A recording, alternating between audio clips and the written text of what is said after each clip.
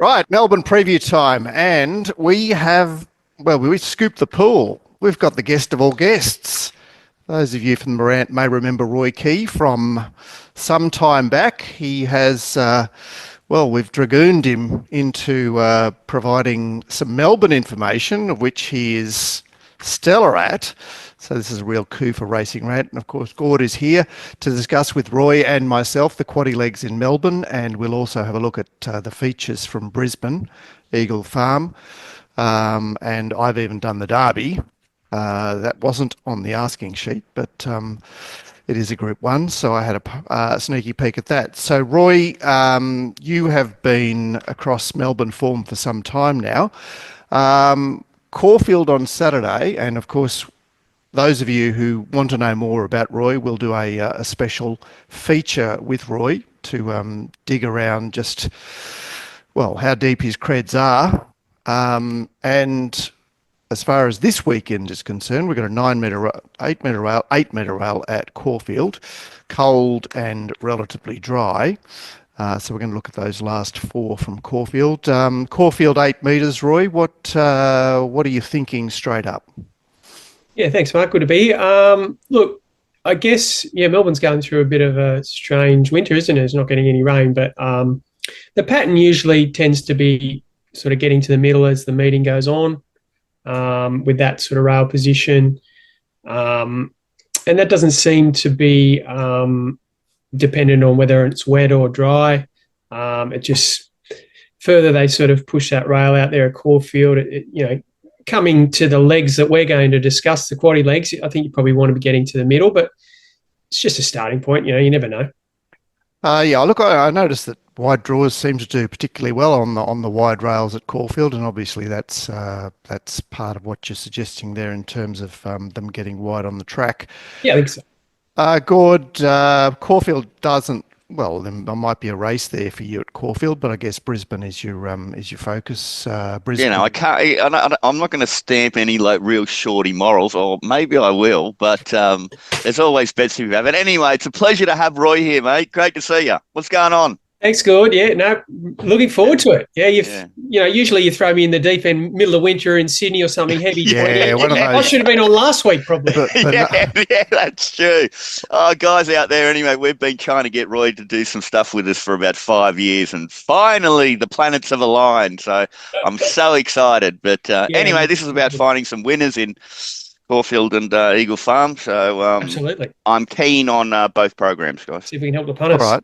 Okay. Race 6 at Caulfield is a 1600 benchmark 100, and there's a strong feed from the War Machine race. So Jimmy the Bear, who resumed in that race, is $4.20 and a firmer. The Dad is $5.50. Has been scratched twice recently, dodging, I guess, what they think are wet tracks. $6.50 is a firmer Windstorm on the 7-day backup, and Oscar's Fortune, also on the 7-day backup, same trainer, Gavin Bedgood, is $7. We've got Lim Saltoro having his second Australian start at $8, and Regal Zeus at $9. Regal Vow, who also resumed in that War Machine race, is $9.50. Now, the map I have in front of me has Regal Zeus out wide and Oscar's Fortune down low. Now, Oscar's Fortune is going to the mile for the first time. Regal Zeus is fairly accomplished at it. Lim Saltoro also have showing speed. So, Roy, did you have an opinion as to whether Regal Zeus might cross Oscar's Fortune here? Yeah, it looks pretty spot on, the horses that you mentioned there for the map. Both of them like to lead and get their own way, so I'm expecting a pretty good tempo. I think he'll probably press on Regal Zeus. It looks like that's the best way to ride the horse. That's when it, certainly wins its races.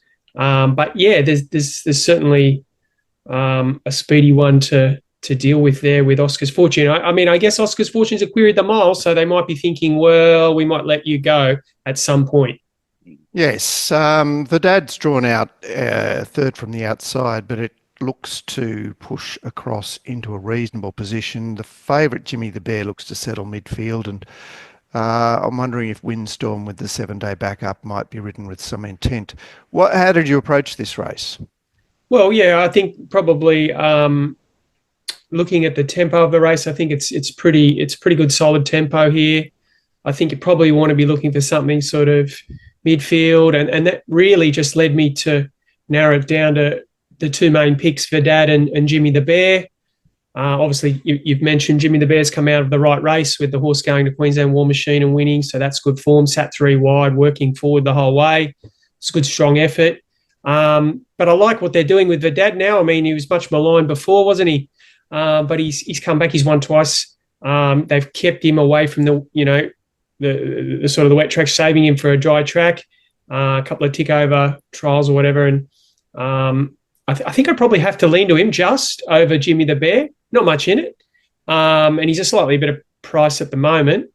So yeah, I'm in Verdad's corner, only slightly over Jimmy the Bear. I think that's probably the race, to be honest. There was only one other horse I'd probably mention at odds, Kettle Hill. I thought its run in Sydney was okay. I mean, again, probably a much sort of maligned horse. But I didn't think it deserved to be sort of $15, $16 here. If they overdid it up front, he might run over the top of them. And that was kind of all I was really thinking. I mean, it's a fairly plain, well-exposed race, isn't it? Yeah, they're sort of the usual suspects. I mean, punters will be led to other horses. I mean, there's a couple down the bottom there, Windstorm and Breagle Vow, they'll be running on. Yeah, geez, I mean, Regal Zeus, having to do that little bit of early work there, that might sort of bring it undone. I don't think I could come into the Singaporean horse, Limbs Saltoro. Its run was okay the other day, but it looks like it gets in another race where it won't get control. I think it really just comes down to Verdad and Jimmy the Bear, and perhaps maybe Verdad slightly over Jimmy, but not much in it. I feel like I've been talking about these horses every week for 2 years. Gord, these are pretty exposed. There are a number of horses early in their preparation. Any thoughts from you? Well, that's a very disappointing start to this show anyway, because, I don't like agreeing with people, Mark. I'd far prefer to argue and maybe sharpen my thoughts, but I've had enough of Jimmy the Bear. It has been placed in the right race so many times recently and hasn't got the job done. And it's one of those ones, Mark, where I get on in the earlies at $8, it jumps at $4 and lets me down kind of thing. It's happened a number of times. So I'm kind of saying, I know you've got that lovely line through War Machine, but I'm just sick of you as a horse. I mean, saying that, Jesus, Payne's placed it beautifully again. Yeah, the setup is outstanding. Second up here, which is its go, 1,600 meters. It all looks right. So I'm sick of the horse. I can't get rid of it, but I've decided never again for me, Jimmy the Bear, which means I'm left with two vets, which is Verdad.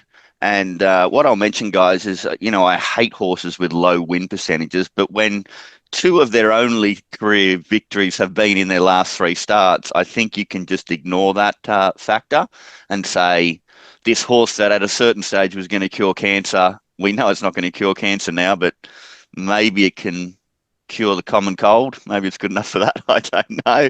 But it looks like it gets the exact right setup. And I don't have a problem with 6 weeks off for this horse. I think it's perfect. I think fresh is fine for this horse. And so on top, Verdad will be backing it. And it's a great roughie. Roy's other one, Kettle Hill. Jesus, 3 fools never differ. They're the horses I found as well. Like that run at Hawkesbury was fine first up, and the horse doesn't go a yard on the wet. Yeah, it was on the fence. Yeah, but I mean, the thing can't go a yard on the wet. This looks like right setup to me too. It does hold a win over Verdad too. Yeah, Flemington there. Yeah. It's a while ago. But I'd suggest it's poorly drawn, but I did mark it $11. So, there's $20 available at the moment. So, yeah. I'm with Verdad. I'm anxious about 42 days. I'd prefer that not to be the case, but the other horses are obviously very tired. And just one more horse we might worth mentioning. I'm not necessarily tipping it, but just for maybe punters to be aware out there. Bermudez, first start for the new stable, and it has won a trial, looked all right. So just keep an eye on it. I mean, it's probably one of those horses that, as you say, goes around every week, but there is something new happening there. It's a little bit of a query. Maybe Okay. stick it on the market. I was tempted by Windstorm on the 7-day backup, but I resisted it in the end. This horse has just had way too many opportunities, still yet to record a mile win. And well, Mark, if you've decided no on a 7-day backup, I'll be using my Racing Rant texter. Just reading between the lines. Let's move on to the 7th, which is over 2,000 metres. And Board Rider, a horse that I don't know at all, is $7 to 2, $4.50 and a firmer. Wonder Kid, who won at his second start in Australia at this course and distance, is $4.80. Bold Soul on the 7-day backup off an unlucky run last week is $6.50. Merzan is $10. Savoir Faire 11, Pudding 12, Dublin Journal 13. There's a few usual suspects there. It is a plain looking race. The map is, well, the freshened I Am the Empire, who has been racing in Sydney, is set to show out. Wonder Kid went forward on a slow pace last start, but it looks set to try and do the same thing. I've got Gregor Limo underneath them and a chance that Sunsets will show some speed from Barrier 1. That's certainly not cut and dried. Roy, did you have an opinion on the map here? Look, pretty similar. I just thought probably maybe Gregor Limo might kick up and lead. It's rough in the market. Its runs have actually been reasonable there in the country areas, Albury and Wagga. But anyway, I thought probably it might lead from the imported Wonder Kid. I Am the Empire, Empire probably just behind them, but that was kind of what I was thinking there. Maybe Lording might come across a little bit early. Okay, at the right stage of its preparation. Yeah, they're searching for form, and it seems to go best at Moonee Valley. Anyway, it does. What's your opinion here? Well, I thought it was a pretty thin race. I just narrowed it down. I think there's only 3 chances myself. I was 13 from 1 and 4. Board Rider, lightly raced horse. Did some good things last prep, and then this time in it sort of hit the line late there against the bias first up, and then last start got into a terrible position there at Cranbourne. Long way back on the inside. It did. I wouldn't say it savaged the line, but it did enough to forgive. It was sort of heavily in the market that day, about 7 to 4. But I think I'd have to be in its corner. Wonder Kid. Well, look, geez, it got control there the other day. Won at a big price. It can do a bit wrong. It's sort of over raced a bit, and they sort of decided to press on and go forward. Obviously, it came over here with some good credentials. I watched one of its wins over there in Europe, and it actually got back to last and scooted up the inside and won. But anyway, they seem to be going forward on it now. But it certainly got control there the other day and didn't run any time. Obviously, number 1, Bold Soul's going to have supporters. A 7-day backup, strung up on the inside there the other day. You can probably expect it to improve, but it will have to probably go back and come around them. I guess this part of the day we'll know more, but I'm thinking 13, 1, 4, but I really couldn't entertain anything else in the race.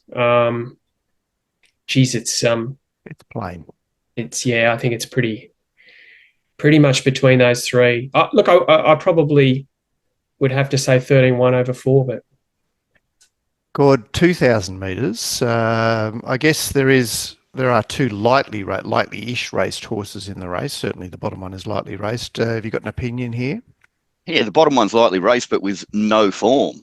I didn't find it at all, but I mean, Yeah, Roy, I'm not scared getting it at witless when I all. see Roy find a horse that I don't find. Yeah, well, this is it. Off this weird stuff, Roy's the master of finding these out wide weirdos. Well, that come he's to town really and run good, well. really good identifying ability in lightly raced horses. I know that you generally hold the mantle for that on this show, Gord, but Yeah, I'm disappointed. I tell you what, you're going to be Jesus, tested here. you know what? He tipped me a horse off a picnic run that won at its next start at a tab meeting. That shows how wide Roy looks. Jesus. Yeah. For me, I can't stand the race. I really don't know what to do with Wonder Kid. I don't know, whether to be negative because of the figures or just say you got the job done in your second Australian career, starting your running some proper stuff overseas, because that definitely could be enough to win the race.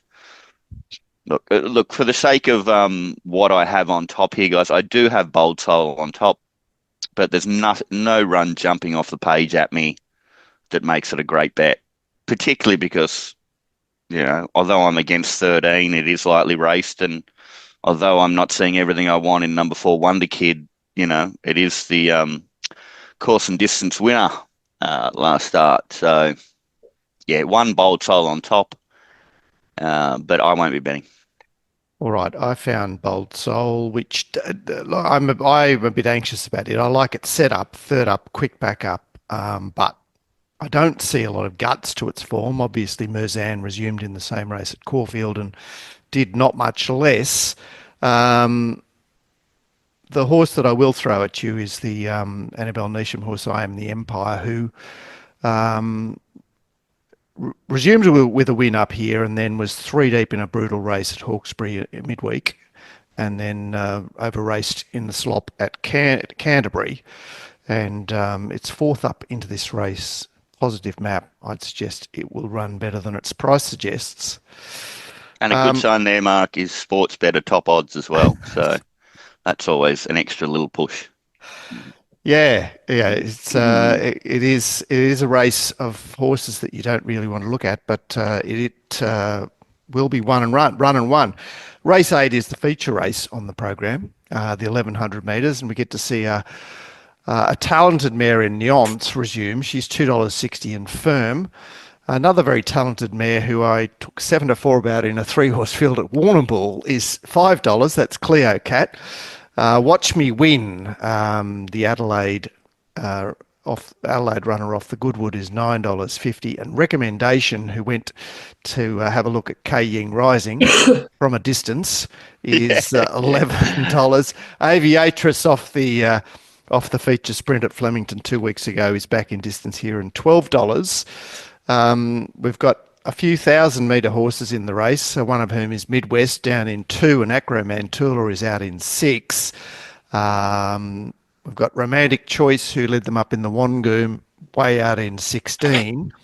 Neons should race handy just in behind the speed, may race without cover, and Recommendation won't be that far away from 3. Fickle is another short courser who resumes here, and Gate 1 looks set to hold its position whilst Midwest goes forward.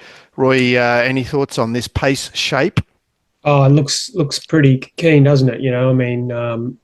I think probably, Fickle and Midwest kicking up from the inside. Recommendation's probably going to be there as well.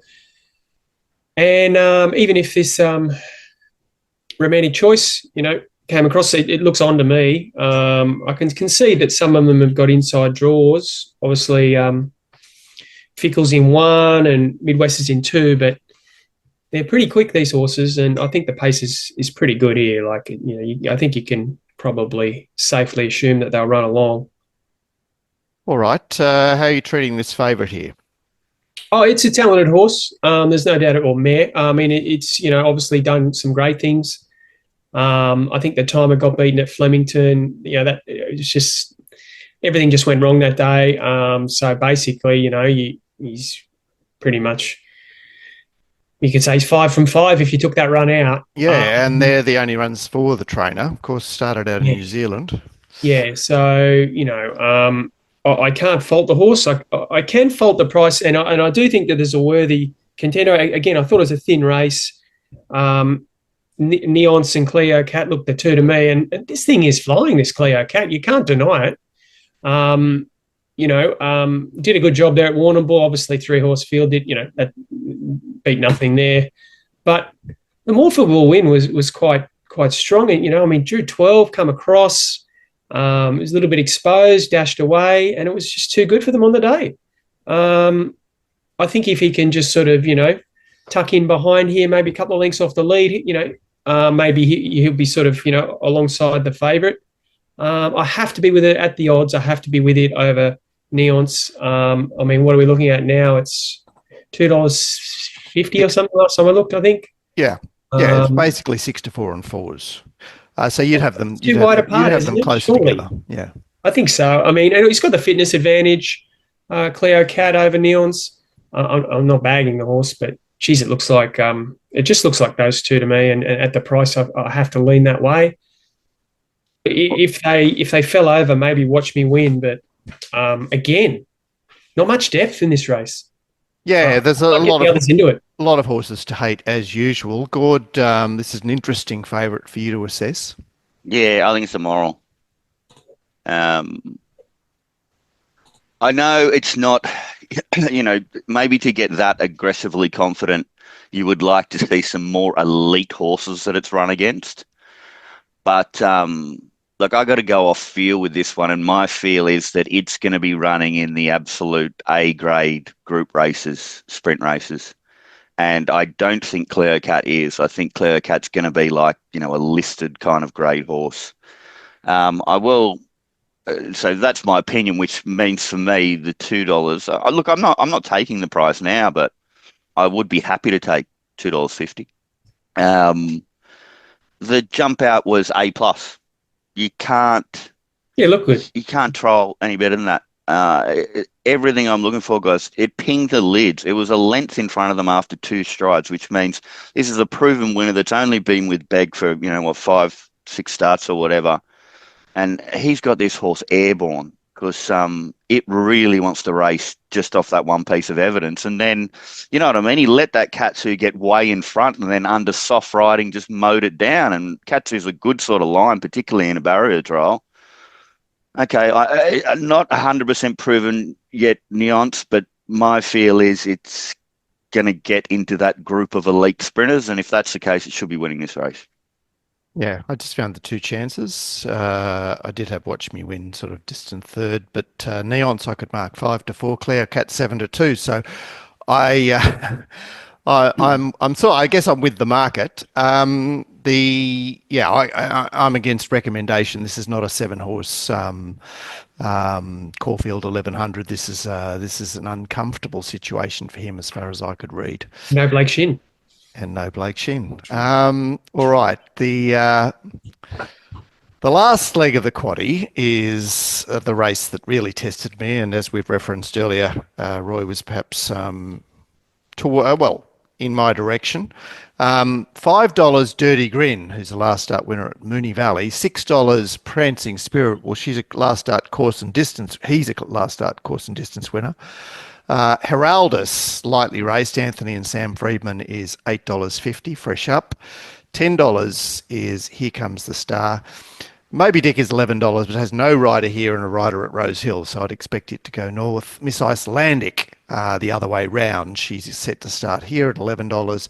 Raya Koki, who was a victor in a feature race here at his second start, but has lost his way big time. He's first up for a first up yard here in $12.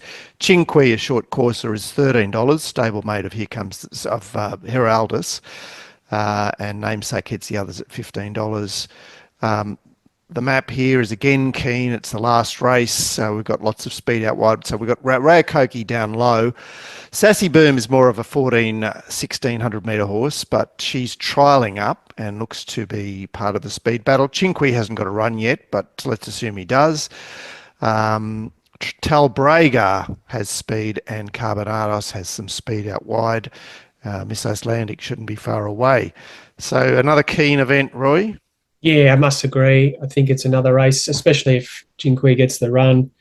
He's going to have to come across. And, basically very similar map. The only other horse I could add, may even add to the speed is, I thought Namesake might, sort of kick up a bit as well. Raya Koki, Sassy Boom, Chinqui. Again, another race that looks like there's a good tempo on paper. All right. Where does that lead you, if anywhere? It's tough on this one. Yeah, they've certainly take as many as you can in the quaddie for this one. If you've got quaddie players out there, it's not easy. look, I narrowed it down to about 3 or 4 chances and not much between them, but I think I probably would have to go with the value of Here Comes the Star. I mean, it's drawn terribly, but I'm just sort of looking for something sort of midfield here, and getting to the middle part of the track. Horse seems to be it's flying this time in, it's done nothing wrong. Can see the attraction with Dirty Grin, number 16. It won against the bias there at the Valley, although they did sort of run along a bit there.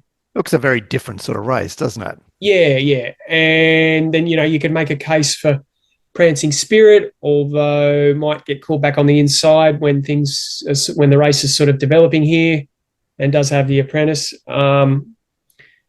Heraldus is lightly raced, got a profile. Just thought it was drawn terribly and might need a little bit of luck from out there. But it'll have supporters if it gets a run. Tough race. Yeah, maybe 13, 16, but yeah, tough race. Let's throw to Gord. Can you come up with something here? No, it's a very open race. I'm not totally convinced in those in the market, and sort of encourages me to go looking a little bit wild. There's a sneaky one here that I'm expecting a really good run from. There's going to be a great resistance in the market, and it's number 1 Cafe Millennium, guys. It looks like they've got it right, but don't they? Well, I mean, off the trial, and they really pushed it out in the trial too, which shows intent coming into this race. My thing is that a lot of people in Sydney have thought this was going to be a competitive group horse, and obviously it's massively first start. Obviously it's massively disappointed. And I'll tell you what, Mark, it must look like Adonis, because Sydney Mountain Yard male Glenn Pollitt was finding it very often, although that could be his love affair with John O'Shea maybe. I really like the way it extended late there. But the other things of interest to me, guys, is the stable change, of course. And I think when you get a horse like this with a little bit of hype but kind of disappointing from another sort of big trainer, there is a lot of intent to have it ready and running consistently earlier on in its career. And I'm particularly interested in the fact that O'Shea was so trying to get this thing over distance, he was resuming it over 1,400 metres. Yep. I'm particularly interested in the 1,200 metres. Some are going to take it as a negative, but for me, maybe this horse is a sprinter.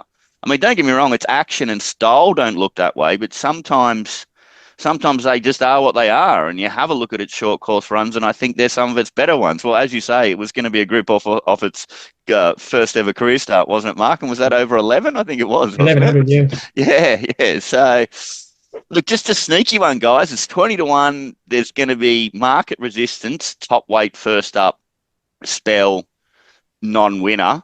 And I just think there's enough little sneakiness about it to make it a good bet. And I'm very happy.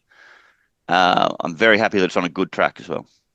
Yeah, it's definitely a horse to look at. I sort of found holes in what I perceived as the chances rather than anything I could hang my hat on. The race that Prancing Spirit won was late in the day, might have been the last race on the 4 metre rail, and I noticed that the outside 3 barriers fought out a 3-way finish. So I think it was very much complimented there, and I'd certainly not be supporting it to repeat that. And as I mentioned earlier,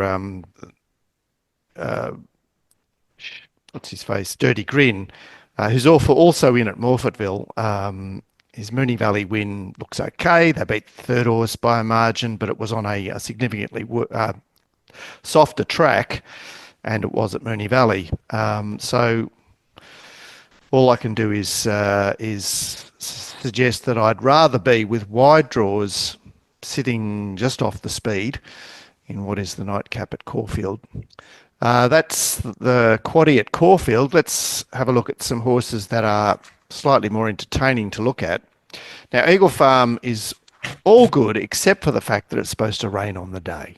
There are showers forecast during this meeting because the wind is shifting to the southeast. So that is a bit nasty, or potentially nasty. The first race we're going to look at is the Size Produce, which is always a good race to look at. Group 2 for $1 million, and Gallo Nero off the lead up is $4.60. Aerodrome, who's been kept fresh since his Hawkesbury second start win, is $6. Grafter Burner, who finished alongside Gallo Nero and CAUL E is $8. CAUL E's $12, and splitting those is the shortest price from that race, Beskar, who's $8.50. Prince Tycoon has had an unusual preparation for this, going back to the 1,000 for the big prize money race at the Gold Coast, and now up to 1,400. It's $12, and United States heads the others. JMac Sticks at $15. The map, well, Farnicle's got a run, so we can expect it to be keen early. Aerodrome looks set to race right on the speed. Halfpenny Hatch is another. Sorry, it's in the field, of course. Halfpenny Hatch has speed. Brave Design out wide. These are 2-year-olds going to the 1,400. Some of them a lot of them for the first time. Beskar and Fabulantes, I'd expect, would lie up handy from their low draws. Roy, did you have an opinion on how this race might be run? No, I think you've nailed it there with the early speed. I wasn't overly fixated on the map, but geez, I was taken by Grafter Burner's last run. It's always been a talented horse, and I think Eagle Farm suits Blake Shin. Yeah, what's the story? I couldn't. That was hard to read because obviously Jay Collett is riding at the program and hasn't got a ride in this race. I mean, yes, I would take Blake Shin if I could get him, but it just seemed curious that Collett was off. I don't know. I mean, maybe they were unhappy with sitting 5 wide, no cover the whole way the other day. I mean, I know the track was wet and all that sort of thing, and he drew wide, but Jesus, good run. Attacked the one, got beaten half a length. Great run. I think it's certainly good value at the moment, $7 or whatever. Yeah. Any other opinion about this race, or is that where you're? No, it looks. That you found? Yeah, it looks a hard race. I wouldn't say that I'm keen to bet right into the race, but I certainly I wouldn't be letting the top one go around without me. Yes, well, I've marked it equal favourite with Gallo Nero. Gallo Nero's got all the headlines, of course, because it went back, and I'd expect it. I didn't mention it in the map, but I'd expect Gallo Nero to occupy a front of midfield position in this race. Gord, what have you got for us here? It's all going to be. My decisions are going to be late on weather and track conditions, because I'm going to go again on Beskar if it's a good track or a soft 5 or something like that. Yeah, well, it will be a soft 5 because that's all they have up there. But I mean, they're what you call their good tracks. Yeah, but rain on day for this, I just don't think is any good. I know it's out of Schnitzel, but just like what a beast it is and the way it covers ground, I just think good track is what it needs to show its best. Obviously, I was on at massive odds last start and it didn't get the chocolates, even though it was truck loaded into $3.50. Can't eat overs, as I so often say. Look, it's all about track conditions for Beskar. And then other than that, if it is wet, then my bet is going to be Gallo Nero. I thought Gallo Nero's style and the way it covered the ground was superior to Grafter Burners. So, Look, I think at the moment, with all track conditions, the easiest bet is Gallo Nero, but I do get a lot keener on Beskar if the track isn't too bad. I mark them equal favourites, Grafter Burners here and Gallo Nero, because I guess I was taken by the fact that Shin was riding Grafter Burners. This is 1,400. It's a it's a bit of an ask for 2-year-olds that are trying to stave them off. CAUL E, it's hard to argue with his form. I mean, he over-raced in between them, and they've taken the blinkers off here, and his run in the millions against Gallo Nero was, well, not that dissimilar. Martin Harley seems to be in the form of his life. Mm-hmm. I was a little bit soft on Aerodrome because I felt that that was a little too hollow last start. Or Roy, what did you think of Aerodrome? Yeah, I think you've probably also picked up the second horse got beat since the midweeks. Think of David Payne's Hereward, and seemed to have every chance. So it is the DF, but it is the DF. Yeah, look, the Doom, obviously the Doomben feed into this Eagle Farm is a bit interesting because we had a very wet Doomben 2 weeks ago, and the inside wasn't the place to be. We saw Pisces on the inside, we saw Beskar close to the inside. So the fact that the lead up is at 1200 on wet at Doomben and was sort of dominated-ish by the wide runners is interesting. There is a horse here that I'll mention. It probably won't get a start, but this Green Spring has talent, and it's 1,000,000 to 1 here, and it's 1,000,000 to 1 of even getting a run. But I would keep your eye on this horse. Just had one run for Neesham and showed serious talent in its trials and its run. I ran time in that race too at Ipswich. Yeah, Good.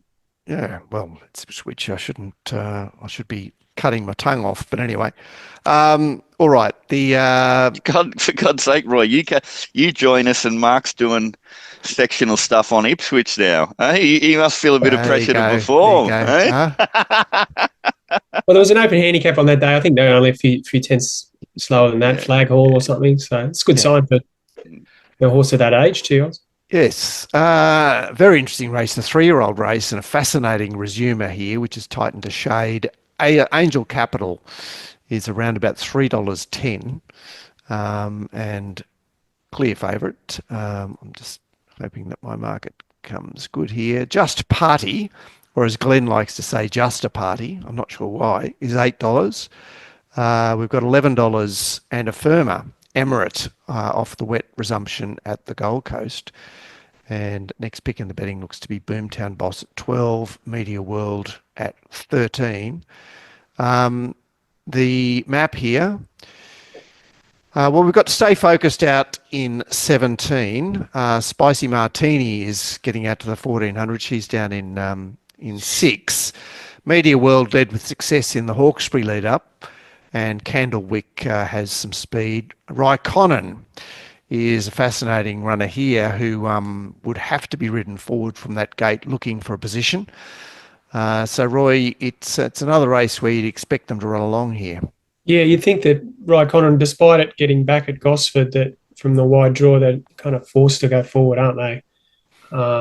Maybe long term they don't really want to do that with a horse, but I think that's probably the only option. The favourite here, Map, is drawn down in 5 and doesn't rate, generally races at the back. Will it be sort of rails mid-back or mid-back one off and standing them a bit of a start? I guess it will. I had a midfield. I mean, okay, so using the draw to race. Yeah, that's right. Typical Waller. All right. Well, I'll go straight to Gord before I come back to you, Roy, because I want to know what Gord thinks about this favourite. Oh, some might say it's with the stable change and then the coming in, having the trial, obviously having a little bit of a break after that, and then 2 more recent trials is an indication that something might have gone slightly amiss with the horse. I don't really care. I think this horse will shit it in. And got a big opinion of this horse. You positive. Well, a lot of names in his form, doesn't it? Yeah, it all looks right. And I mean, I'm loving the change to Waller. So I've got a positive trainer change. You know what I mean? It's one of those horses that Waller, let's say he's got a lot and let's say his eye isn't on all of them. This would have been one that his eye would be on. Because there would be some plans for this horse. The fact that J-Mac rode it in those first 2 trials, is another good lead about stable opinion of the horse. And the last trial, guys, I mean, I know I say it all the times that I just, 740 synthetic trials, like who cares? But there were other really good horses in that trial, and Tommy couldn't hold this thing. It was that keen, and then came through on the inside and still under a stranglehold. Was running beautifully through the line past the post to win the trial, coming from last while he was necking it. So I love backing horses like this, lightly raced winners who could just be better than the opposition. Yeah, it's a fascinating favourite. His 2 runs in Brisbane under the old regime were a bit weird at this time last year, but he's done everything right since then. What's your position on this favourite, Roy? Oh, look, I think you'd have to think he's the one to beat. Like I was saying before to Gordy, he's got the wins over horses who went on with it. Plymouth did good things in Sydney. He beat Public Attention, which obviously won a race in Sydney in the Carnival. He's a talented horse. Bussatow has now turned it on as well. Yeah, so I don't think there's any. To reference something Gord was saying before about has it proven itself? Well, this thing has. It's beaten horses who've gone on with it and won good races. So I think deserved favourite. It's probably not my cup of tea, backing at $3, but I think it's clearly the one to beat. I thought Just Party, its run was good resuming. It probably has to be a chance as well. But yeah, it's not a race I want to get hugely involved in. Interested to see what the favourite does, but probably, I think it's got to be about a right price. It can't be any shorter. All right. What do we do with Elmore Zillow, who appears to be? Is she just a weddie? I mean, she won down the straight that Inglis race, and then of course won the lead up to this race. Pisces was in that race, which would seem to indicate that it's relatively weak, but she's a good sniper. But Gord, are you worried about her? Not at all. I think her like elite lines are a long time ago, and that was an incredibly weak race at Doomben there. I've always had a bit of an opinion of the horse, but it's got a terrible record at the track, and it's coming off B grade stuff. So also had the perfect run in transit too, Gord, didn't it? Yeah, and as Mark mentioned there, the sting out of the track.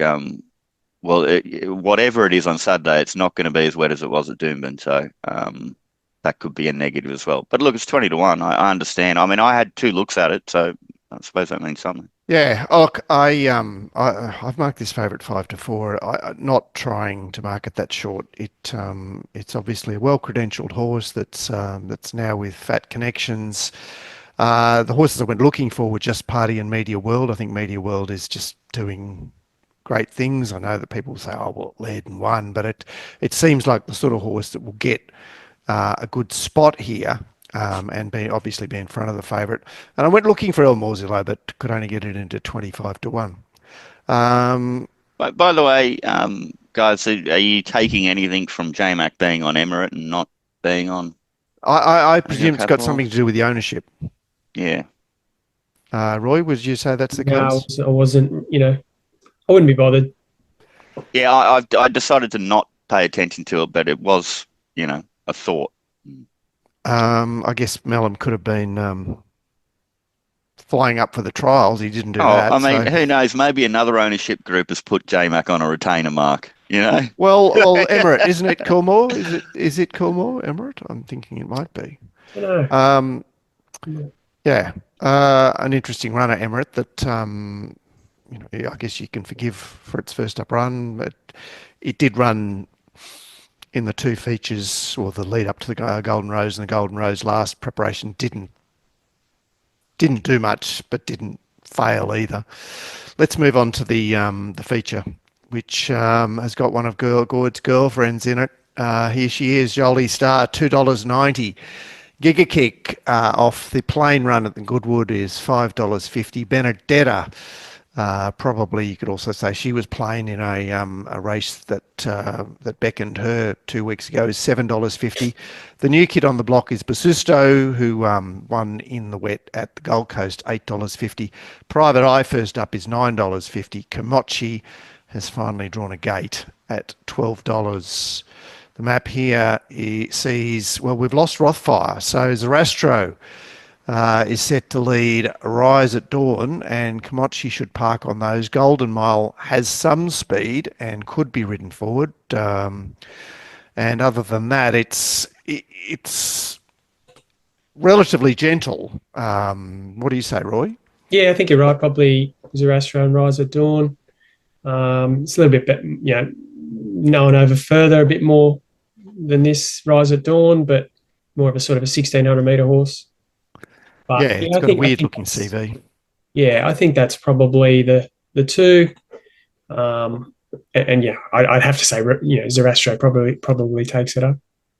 Okay, and Jolie Star, I mean, apart from the fact that she's likely to be map negative here, it does look a lovely race for her. Just keep lining up punters, don't they, for her? It's scary, isn't it? You've got to go again, 280 Yeah, or 290. yeah, I know, and I'm going to do it. I think it's the right track, Eagle Farm. That's going to suit. But yeah, he won't be getting my money. Is there something that will be? Not really. No, I thought it was a pretty tough race, so I wasn't really fussed on anything. I mean, we all watched the run of in Adelaide of Giga Kick. It was first up, but yeah, I mean, it probably could have done a little bit better. But I don't think that Reserve Bank is a hopeless horse. I think it's flying that. Yeah. So I don't think the run was too bad. And then you've got all the old guard, don't you? There's plenty of other chances in the race, Private Eyes there and whatnot. So yeah, we better cross to Gord here because he is the Jolie Star man. What are we doing here, Gord? Oh, it's just easy with Jolie Star, and that is like whenever it's longer than $2.50, I back it because I can never price it longer than that. I like the fact that there isn't going to be a lot of tempo on because I think I've mentioned about she's got such a dynamic sprint. It's easier for her to do that off not a breakneck tempo. And I think that's what we'll get here, which means from the wide draw, J-Mac can decide when he wants to go and she can explode. And, if obviously she might be a moody girl. If she's in the mood, she wins. And if she's not, she doesn't. So I take $3. Yeah, I went looking for her. I did mark a 5-2, and like her, with small caveats.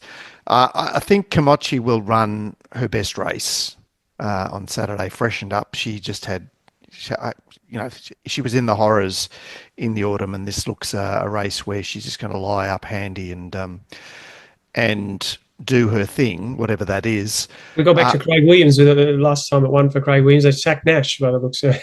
Well, I don't know if they sacked him, but gave him three chances. I didn't find Bazusto, which has got interesting looking form. It's sort of, the last time I saw Bazusto, he was making his debut in a Commonwealth Garden. I think it was the Fully Lit might have won the opener at Rosehill, and Bazusto was just whacking away there. It's Mike, it's just so interesting, reviewing that Gold Coast bog track, isn't it? Because Antino did that on that track. Yeah, I know, but cost me not backing Antino on Saturday. The thing about Antino is you had a piece of information to back that up, which was the Toorak win. So it's like, well, there's the Gold Coast, and you go, well, okay, things, there was some sort of perfect storm there, but he's got those 2 runs in Melbourne last preparation, the Toorak and the run off the Toorak that look outstanding and support what he did at the Gold Coast. So that's the line I took. That is the feature. I'll just make small mention of the Queensland Derby, which is Group 1. Shouldn't be, but well, who cares? The Stagitario is the favourite at $5 off the SA Derby, and Belle de Tel ran around in the lead up, which was won by its stablemate at 100's Imperialist. It's $7.50 in a firmer. The other horse there's 2 other horses in the betting there. Feminile, who won that Australian Derby. The fillies have won South Australian Derby. The fillies have won the last 2 derbies, and they didn't run in the Vic Derby, so that's, I guess, of interest. She's $8.50. King of Thunder off the lead up is $9, and Party Crasher has some wide out SA form at $13. I didn't like the Morfordville form, and I'm not a fan of Belle de Tel, so I was forced to sort of give Firm Agreement and King of Thunder another chance in a race that What an awful derby. didn't appeal. Roy, did you have any thoughts on the derby at all? It's just so weak, isn't it? I mean, it's just such a disappointing field. I mean, you're talking about firm agreement, you know. I think it's perfect timing, Roy, because they can just continue on the bus up to North Queensland after the race. Might be the play, mightn't it? Horses on the bus, love it. Anyway, Anyway, that's the Queensland Derby. That's my thoughts on the Queensland Derby. It's not a race that I think I can't get my teeth into it. It doesn't present that well. So that's a look at Brisbane, which we're on weather watch there. Caulfield looks pretty much viewable in terms of, what you see is what you get. Look out for a special feature with Roy where you'll get to know, or we'll sort of get into the nitty gritty of who Roy Key is and the way he approaches form. And of course, we will have an announcement regarding Roy's participation in Melbourne the Pro channel. Melbourne Pro product starting next week. I'm so excited. Yes, so we've been trying to get him for 5 years, and we've finally got him. It's cost us a fortune, guys, but he's pretty expensive. I know. But we've finally got him. thank God, I said. Thank God. It was a big transfer fee. Anyway, thanks for watching the Melbourne-Brisbane preview. Of course, Glenn will be along to look at Rose Hill tomorrow with Gord and myself. Thanks again, Roy. And if you want to know more about Roy, check out the ancillary video where we'll dig deep. Good luck on Saturday, guys. Thanks for watching. You too. Thanks, Mark. Good luck, guys. Good luck.